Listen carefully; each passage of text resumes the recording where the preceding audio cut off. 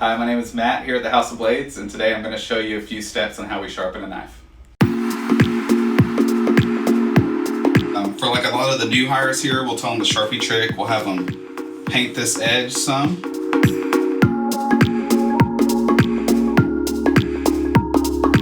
This knife's going to be sharpened at this degree angle. We have a few options depending on kitchen knives, pocket knives, hunting knives.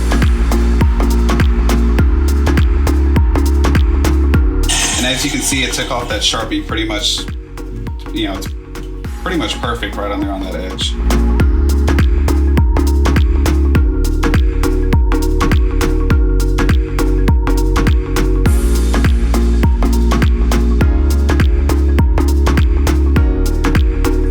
So now we're going to jump over to the leather belt. This is going to knock off the burr that we created with the sharpening. Put some polishing compound on here.